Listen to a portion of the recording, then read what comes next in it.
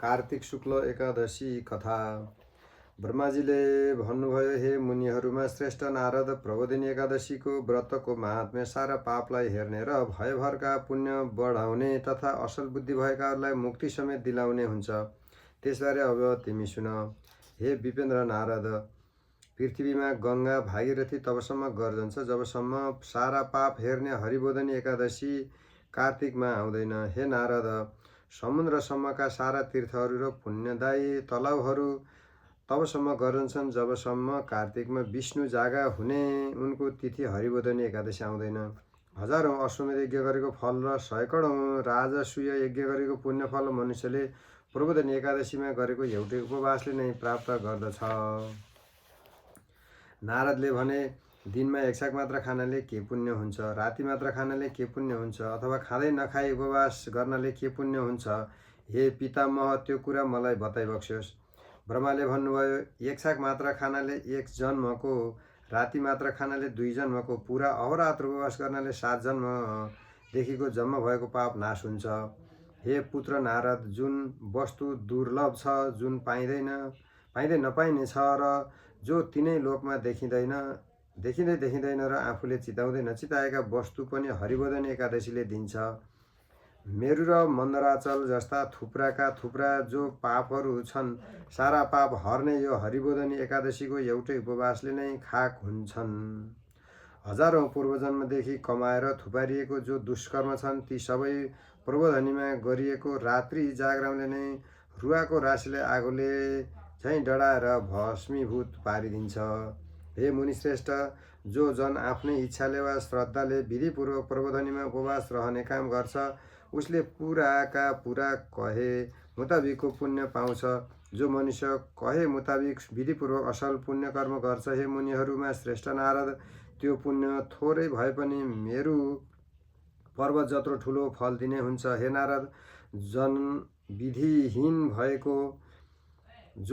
विधिहीन भएको मनमाना पुण्यकर्म गरेर भलै मेरु पर्वत जत्रो ढेर लाओस्, त्यसले एक रत्ती पनि त्यस धर्मको फल पाउँदैन। सन्ध्या नगर्ने, व्रतबन्धका नियम भङ्ग गर्ने, ईश्वर नमान्ने, नास्तिक, वेदको निन्दा गर्ने, धर्मशास्त्रको खण्डन गर्ने, यस्ता पापीका शरीरमा धर्म रहँदैन।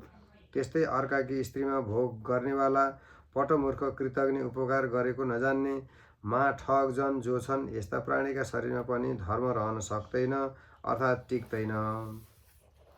ब्राह्मण होस् वा शूद्र होस्, अर्काकी स्त्रीलाई गमन गर्दछ भने विशेष गरेर परस्त्री ब्राह्मणीलाई गमन गर्ने यी दुवै चाण्डाल तुल्य हुन्।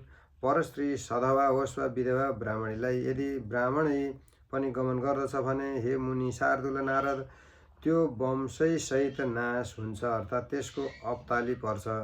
जो अधम ब्राह्मण अर्काकी स्त्रीलाई गमन गर्छ, त्यसको सन्तान हुँदैन र जन्मभरि कमाएको पुण्य पनि रहँदैन। गुरुका साथमा या ब्राह्मणका साथमा जो जन घमण्ड गरेर रहन्छ, त्यसको पुण्य कर्म तुरुन्तै नाश हुन्छ र त्यस्तो जन जीवनमा धन वा सन्तति प्राप्त गर्नै सक्दैन। सदाचार नगर्ने मानिसहरूको, वेश्यागमन गर्ने पुरुषहरूको तथा दुष्टको सङ्गत वा सेवा गर्ने त्यस्ता मनुष्यहरूको मुख देख्ने बित्तिकै धर्मले मुन्टो बटार्छ। हे श्रेष्ठ राजा, जो जन पतित नीचहरूमा साथ सङ्गत गर्दछ तथा उसको घरमा गइरहने गर्दछन्, त्यस्ता जन अवश्य नर्कमा जान्छन्। हे बाबु नारद, स्वागत आसन भोजनले जुन मनुष्यको धर्म नष्ट भएको छ, तिनीहरूको कीर्ति, आयु, सन्तान र सुख सबै नष्ट हुन्छ। जो अधम मनुष्यहरू साधुहरूको अपमान गर्छन्, ती त्रिवर्ग धर्म अर्थ कामका फलले हीन भएका छँदा नरक रूपी आगोले डढाइदिन्छन्। जो अधम मनुष्यहरू साधुहरूको अपमान गरेर रमाउँछन् र जो मूर्खहरू त्यस्ता अपमान गर्नेहरूलाई रोक्दैनन्, त्यस्ता ती मनुष्यहरूले नै आफ्नो कुल नाश भएको देख्छन्। भ्रष्ट आचार विचार हुने जनको, चुगुलखोरको, महामूर्ख, शठको शरीरले जतिसुकै दान हवन गरे पनि उसको असल गति हुन सक्दैन। त्यसकारण मनुष्यले आफ्नो कल्याण नहुने तथा लोकद्वारा निन्दा गरिने कुनै पनि काम गर्दै नगर्नु। सबैले सधैँ सदाचारी भएर रहनु, जे गर्दा धर्म नाश हुँदैन। जो मनुष्यहरू तन मनले म प्रबोधिनीको व्रत गर्नेछु भन्ने ध्यान गरिरहन्छ अर्थात् चिताइरहन्छ, त्यस्ता जनको 100 जन्म पहिलेदेखिको पाप पनि बिलाएर जान्छ। जो जन प्रबोधिनी रातभरि जागरण गर्दछ त्यसले आफ्ना त्यस पुण्यले बितेका आउने र भइरहेका अर्थात् पछाडिका अगाडिका र वर्तमान 10 हजार आफ्ना वंशजलाई तुरुन्तै विष्णुलोकमा पुर्याउँछ। उनी पूर्वका कर्मले उत्पन्न भएका नारकीय दुःखहरूद्वारा छुटेका उसका पितृहरू खुसी हुँदै सज धजका साथ विष्णुको लोकमा निवास गर्दछन्। जुन जनले ब्रह्महत्या आदि घोर पाप गरेर पनि यदि उसले प्रबोधिनीको रातभर जागरण गर्यो भने उसका सबै पापहरू धोइएर हे मुनि त्यो जन निष्पाप हुन्छ। जुन पुण्य फल विधिपूर्वक गरिएका अश्वमेधादि यज्ञहरूले पनि पाउन कठिन छ, त्यो पुण्य फल प्रबोधिनीमा व्रतपूर्वक रातभर जागरण गर्यो भने सजिलैसित प्राप्त हुन्छ। समस्त तीर्थहरूमा डुबुल्की मारेर अर्थात् नुहाएर तथा गाई सुन जग्गा दान गरेर पनि त्यति ठुलो पुण्य फल पाइँदैन जति ठुलो पुण्य फल हरिबोधिनीको रातभर हरिको कीर्तन गर्दै जागरण गरेर पाइन्छ। हे मुनि शार्दूल, मुनिश्रेष्ठ नारद, त्यही नै पुण्यात्मा जन्मिएको हो। त्यसले नै आफूलाई कुललाई पवित्र पार्दछ। जसले कार्तिक महिनामा हरिबोधिनीको विधिपूर्वक व्रत पूजा जागरण गरेको छ, जस्तो मनुष्यहरूको मृत्यु निश्चित छ, त्यस्तै एक दिन धन नाश हुनु पनि निश्चित छ। हे मुनिश्रेष्ठ, त्यस्तो कुरो सुनेर अवश्य नै विष्णुको दिन हरिबोधिनीको व्रत पूजा जागरण गर्नै पर्छ। तिनै लोकमा जो कोही पनि यानि भयभरका तीर्थहरू जति छन् ती सबै तीर्थहरू र त्यसका घरमा सदा रहन्छन्। जो जन राम्रोसित विधिपूर्वक प्रबोधिनीको व्रत गर्दछ, सारा कर्मलाई त्यागेर पनि चक्रपाणी हरि भगवानको प्रसन्नताका लागि अर्थात् हरिलाई प्रसन्न पार्न अत्यन्त सुन्दर यानि अति उत्तम हरिबोधिनी एकादशीको व्रत कार्तिकमा गर्नु पर्दछ।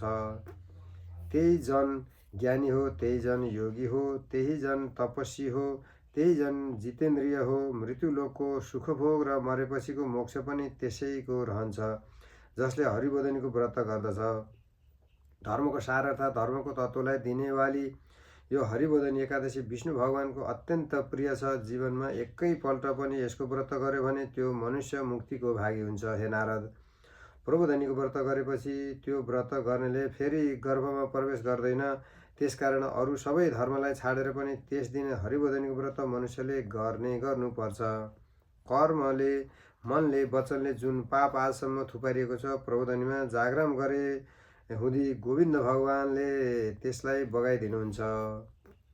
हे बाबु नारद, हरिबोधिनी एकादशीमा जनार्दन भगवानको उद्देश्य गरेर अर्थात् उहाँको नाममा मनुष्यहरूले जो स्नान दान जप होम आदि गरिन्छ त्यो सब अक्षय हुन्छ, ननासिने हुन्छ।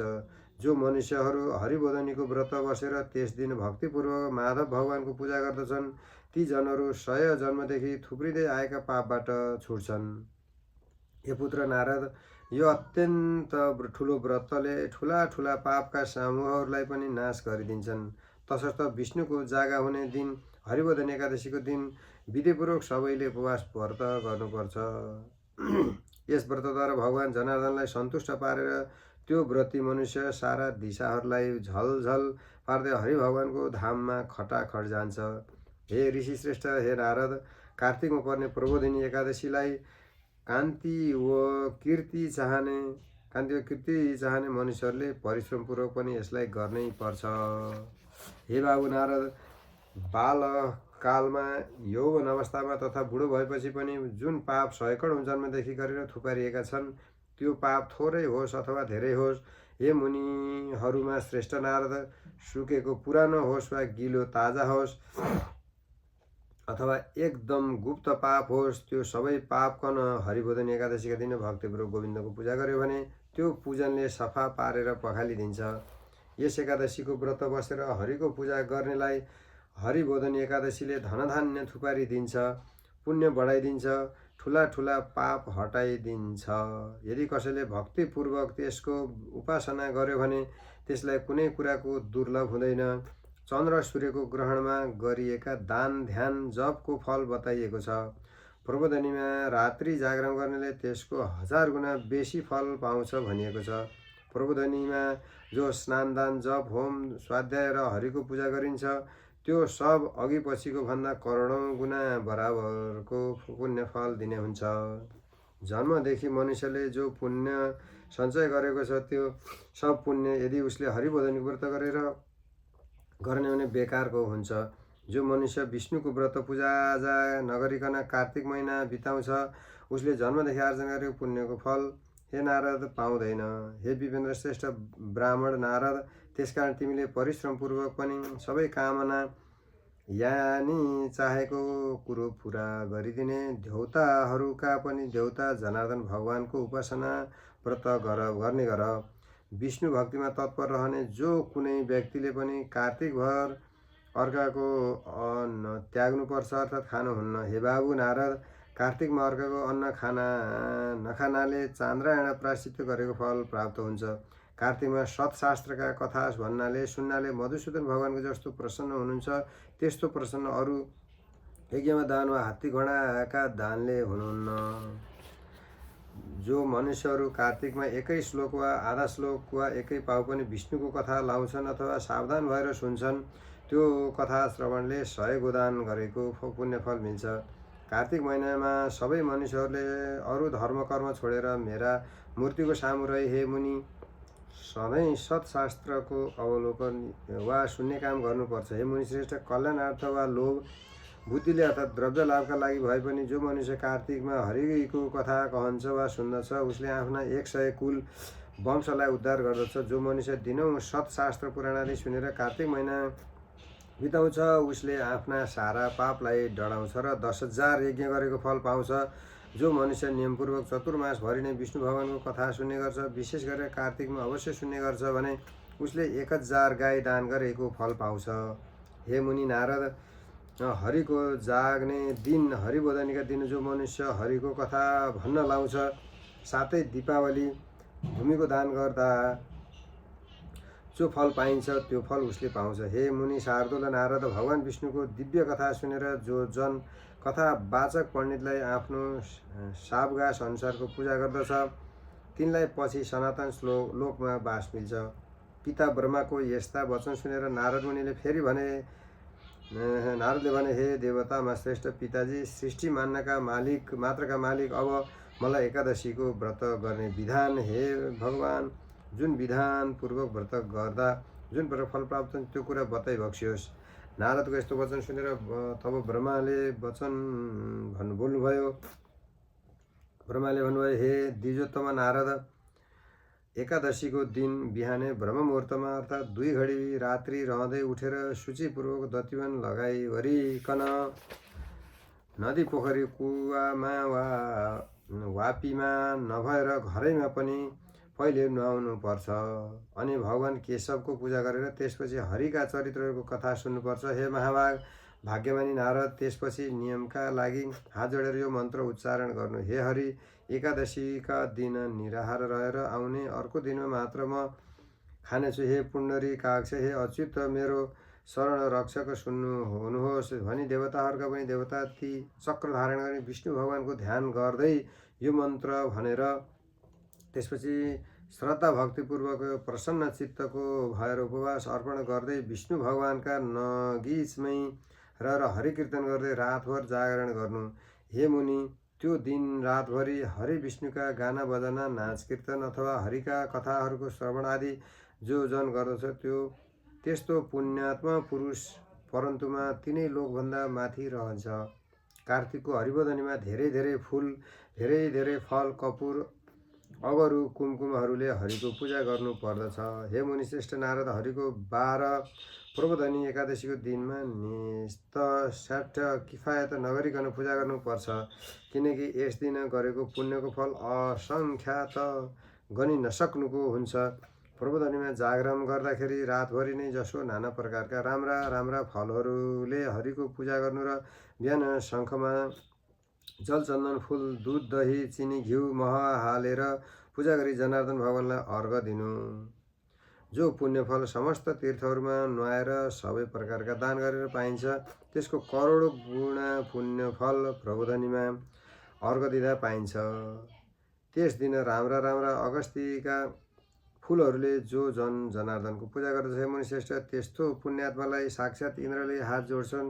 हे विपेन्द्र नारद, तपस्याले तुष्ट प्रसन्न पारिएका हरिले त्यो कुरा गर्नुहुन्छ जो कुरो अगस्ती फुलहरूले सिँगारिएका ऋषिकेश भगवानले गर्नुहुन्छ।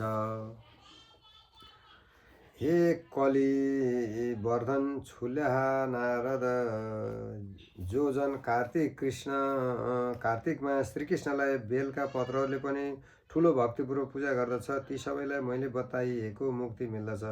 हे वत्स नारद, जो जन कार्तिकमा तुलसीका पत्र पुष्पले जनार्दन भगवानकन पूजा गर्दछ, तिनले 10,000 वर्षदेखि गरिआएका आफ्ना सारा पापकन खाक पारिदिन्छन्। दर्शन गरिएकी, छोइएकी अथवा ध्यान गरिएकी, कीर्तन गरिएकी, स्तुति गरिएकी, रोपिएकी, सोचिएकी, सयौं पूजा गरिएकी तुलसी कल्याणकारी हुन्छन्। यी उक्त 9 प्रकारले जो जन प्रतिदिन तुलसीको भक्ति गर्दछ, त्यस्ता जन हजारौं करोडौं युगसम्म हरिको घर वैकुण्ठमा वास गर्दछन्। हे मुनि नारद, रोपिएकी तुलसीले जति जरा फैलाउँछिन्, त्यति 1000 युगसम्म सुकृत पुण्य फैलाउँछे अर्थात् बढाउँछे। हे मुनि नारद, जुन पुरुषद्वारा रोपिएको तुलसी जबसम्म आफ्ना हाँगा बिँगा शाखा प्रशाखाहरूले उसका बिया पुण्य र पत्रले पृथ्वी तलमा बढिरहन्छन्, ती पुरुषका कुलमा जो जन्मिएका छन्, जो पछि जन्मनेछन् र जो बितिसके, ती सब जनको 2000 कल्प वर्षसम्म हरिको घरमा अर्थात् वैकुण्ठमा वास हुन्छ। जो मनुष्यहरू कदमका फुलहरूले जनार्दन भगवानको पूजा गर्दछन्, चक्रपाणी भगवान विष्णुका कृपाले तिनीहरूले हिमालय अर्थात् नरक जानु पर्दैन। कदमको फुल देख्ने बित्तिकै नै भगवान केशव प्रसन्न हुनुहुन्छ। हे ब्राह्मण नारद, सबै कामना इच्छा पूरा गरिदिने हरि कदमले पूजा नै गरिएपछि त प्रसन्न भएर फुरुक्क पर्नुमा के आश्चर्य छ र। अनि फेरि वसन्त ऋतुमा पाटलाका फुलहरूले गरुडध्वज भगवान विष्णुलाई अत्यन्त भक्तिपूर्वक जो जन पूजा गर्दछ, त्यो जन अवश्य मुक्त हुन्छ। जो जन मौलसरी अशोक कुसुमका फुलहरूले जगतपति विष्णुको पूजा गर्दछन्, ती जन तबसम्म चन्द्र सूर्य रहन्छन्, तबसम्म शोक सुरता रहित हुन्छन्। हे विपेन्द्र नारद, जो जन सेता वा राता वा पहेँला करवीर वा कनेरका फुलहरूले जगन्नाथ भगवानको पूजा गर्दछन्, तिनका उपर भगवान केशव 4 युगसम्म प्रसन्न रहनुहुन्छ। जो मनुष्यहरू केशव भगवानका उपर आँपका मञ्जरीहरू चढाउँछन्, ती भाग्यमानी जनहरू 1 करोड गाईदान गरेको पुण्यको फल पाउँदछन्। जो जन हरिको पूजा गर्दाखेरि दुवाका मुन्टा चढाउँछन्, उस मनुष्यले त्यस पूजाको 100 गुणा बेसी फल मजासित पाउँछन्। हे नारद, आफ्ना भक्तलाई सधैँ सुख दिने भगवान विष्णुलाई जो जनहरू शमीका पातहरूले पूजा गर्छन्, तिनीहरूले महाघोर डरलाग्दो यममार्ग तरेर अर्थात् पार गरे भन्ने जान। जो मनुष्यहरू वर्षा ऋतुमा चम्पकका बोटमा फुलेका चाँपका फुलहरूले भगवान विष्णुलाई पूजा गर्छन्, ती मनुष्यहरू संसारमा फेरि जन्म लिनु पर्ने हुँदैनन्। हे विप्रर्षि नारद, कुम्भी अर्थात् पाटलाको फुल जो जनार्दन भगवानलाई अर्पण छन्, हे मुनि हे नारद, ती जनले 1 पल सुन चढाएको फल अवश्य पाउँछन्। जो जन पहेँलो केतकीको फुल भगवान जनार्दनलाई अर्पण गर्दछन्, त्यसले 1 करोड जन्मदेखि कमाइ गरेर थुपारेको त्यसको पापकन गरुडध्वज भगवानले खाक पारेर डढाइदिनुहुन्छ। कुमकुमको जस्तो रातो पहेँलो मिश्रित वर्ण रङ भएको तथा यमगम वासनाले आउने सयपत्री गेन्दाको फुलकन भगवानमा चढाएर जो जन पूरा गर्दछ, त्यो जन श्वेतद्वीपमा बस्नेछ। यस्ता प्रकारले भुक्ति मुक्ति दिने केशव भगवानलाई रातभर पूजा गरेर हे ब्राह्मण नारद, भोलिपल्ट बिहानै उठेर प्रशस्त पानी खललल्ल बग्ने नदी खोलोमा गएर त्यहाँ खलमल नुहाएर सन्ध्या जप गरेर त्यही गरिने पूजापाठ आदि प्रातकालीन क्रिया सारा गरिसकेर अनि घर व्रती मनुष्यहरूले विधिपूर्वक भगवान केशवको पूजा गर्नुपर्छ। अनि व्रतको परिपूर्णताका लागि बुद्धिमान विद्वान ब्राह्मणलाई भोजन गराउनुपर्छ र भक्तियुक्त चित्तले शिर झुकाएर ती ब्राह्मणको पाउमा परि क्षमा याचना गर्नुपर्छ। त्यसपछि उपर्ण आदि वस्त्रका साथ गुरुको पूजा गर्नुपर्छ र गुरुलाई श्रद्धापूर्वक यथेष्ट भोजन गराउनु पर्दछ। चक्रपाणी भगवानको प्रसन्नताका लागि गुरु दक्षिणा भेटी पनि दिनुपर्छ। अनि प्रयत्नपूर्वक झर्को नमानिकन श्रद्धा साथ ब्राह्मणहरूलाई भूयसी दक्षिणा पनि दिनुपर्छ अनि तिनै ब्राह्मणहरूका सामुमै भरसक व्यवहारिक ठकठाक गर्ने पहिलेका नियमहरूलाई प्रतिज्ञा गरेर त्यागिदिनुपर्छ। ब्राह्मणहरूका सामु त्यस्तो प्रतिज्ञा वचन गरेर तिनीहरूलाई शक्तिअनुसार भेटीघाटी फलफुल जो जुर्छ दिएर तिनलाई बिदा दिनुपर्छ। त्यस्तै हे राजन, राति एक छाक मात्र खाने नियममा रहेको व्रती मनुष्यले पनि बेस ब्राह्मणहरूलाई यथेष्ट भोजन गराउनुपर्छ। अनि थपेको वा मागेर नखाने व्रतरूपी नियममा रहेको जनले व्रतको समाप्तिमा सुनसहितको हट्टाकट्ट गोरु दान गर्नुपर्छ र चतुर्मासभरि मासु नखाने व्रत जुन जनले गरेको छ उसले व्रत समाप्ति दक्षिणासहित गाईदान गर्नुपर्छ। चतुर्मासभरि जुन मनुष्यले अमलाले नुहाउने व्रत नियम गरेको छ उसले व्रत समाप्तिमा दही र मह दान गर्नुपर्छ। अनि जसले चतुर्मासभरि फल मात्र खाएर बस्छु भन्ने नियम लिएको छ, हे राजन, व्रतको समाप्तिमा उसले फलहरूकै दान गर्नुपर्छ। हे राजन, तेल दान गर्नु भनेको ठाउँमा घिउ दान गरे पनि हुन्छ अनि घिउ दानहरूको बदलामा गाईको दुध दान गरे पनि हुन्छ भनिएको छ। हे राजन, जहाँ धान्य दान गर्नु भनिएको छ त्यसको बदलामा मसिना चामल दान गरे पनि हुन्छ। जसले चतुर्मासभरि खाटमा नसुत्ने भुइँमा सुत्ने व्रत लिएको छ उसले व्रतको समाप्तिमा डसना तथा तकिया झुलसहितको खटिया दान गर्नुपर्छ। हे राजन, चतुर्मासभरि पातमा खाने नियम गरेको मनुष्यले व्रत समाप्तिमा प्रशस्त घिउका साथ भोजन दान गर्नुपर्छ। जसले चतुर्मासभरि नबोल्ने नियम लिएको छ उसले व्रत समाप्तिमा प्रशस्त तिल र स्वर्ण प्रतिमा सहित घण्टा दान गर्नुपर्छ। जसले चतुर्मासभरि घिउ तेल नखाने नियम लिएको छ उसले व्रत समाप्तिमा ब्राह्मणका दम्पतिलाई प्रशस्त घिउका साथ भोजन दिनुपर्दछ। चतुर्मासभरि नङ केश नकाट्ने नियम लिएको बुद्धिमान व्रतीले व्रतको समाप्तिमा दक्षिणासहित ऐना दान गर्नुपर्छ। अनि जसले चतुर्मासभरि जुत्ता लाउँदिन भन्ने व्रत नियम लिएको छ उसले व्रतको समाप्तिमा एक जोडा जुत्ता दान गर्नुपर्छ। जसले चतुर्मासभरि नुन नखाने नियम लिएको छ उसले व्रतको समाप्तिमा प्रशस्त चिनी दान गर्नुपर्छ। अनि जसले चतुर्मासभरि दिनौँ विष्णुको मन्दिरमा या कुनै देवताको मन्दिरमा अविच्छिन्न बत्ती बालिराख्ने नियम लिएको छ त्यस व्रतीले व्रत समाप्तिमा घिउले भरिएको सलेदो सहितको तामाका वा सुनका बत्ती बलिरहेको दियो त्यो व्रतको परिपूर्णताका लागि विष्णुको परम भक्त ब्राह्मणलाई सङ्कल्पपूर्वक दान गर्नुपर्छ। जो मनुष्य चतुर्मासभरि एकान्तमा रहेर हरिको भजन गरिरहन्छु भन्ने व्रत नियम लिएको छ उसले व्रतान्तमा व्रतको पूर्णताका लागि सबै सिँगारिएका र राम्रा राम्रा तथा वस्त्र र सुनको प्रतिमा सहितका अनि सुवासित बास्ना आउने जल भरिएका अठोटा कुम्भ घडा दान गर्नुपर्छ। हे राजन, ती कहिएका वस्तुहरूको प्राप्ति नभएमा कहे अनुसारको गर्नुपर्ने कुरा नगरिकन नै ब्राह्मणहरूलाई पूजा गरेर भोजन गराए तिनीहरूबाट तिम्रा सम्पूर्ण व्रत परिपूर्ण होस् भन्ने आशीर्वाद दिनुपर्छ। किनकि यस्तो अभावको स्थितिमा ब्राह्मणहरूको वचन नै सिद्धिदायक हुन्छ भनिएको छ। अनि ब्राह्मणहरूलाई ढोगेर बिदा दिनु त्यसपछि आफूले भोजन गर्नुपर्छ। यस्ता प्रकारले चतुर्मासभरि जो वस्तु त्यागेको छ त्यसको समाप्ति गर्ने काम गर्नु। हे राजन, जो बुद्धिमान मनुष्य यस प्रकारको आचरण गर्दछ जो मनुष्य ती दानहरूको अनन्त अर्थात् कहिले नसकिने पुण्यफल पाउँछ आखिर मृत्युपछि त्यो जन सोझै विष्णुको पुर वैकुण्ठमा जान्छ। हे नृप राजन, जो जन यस्ता प्रकारले अभिज्ञतापूर्वक अर्थात् बीचबीचमा नछोडिकन चतुर्मासको व्रत समाप्त गर्दछ त्यो जन कृतार्थ हुन्छ र फेरि मृत्युलोकमा मान्छे वा प्राणी नभएर जन्मदैन सधैँ विष्णु लोकमै रहिरहन्छ।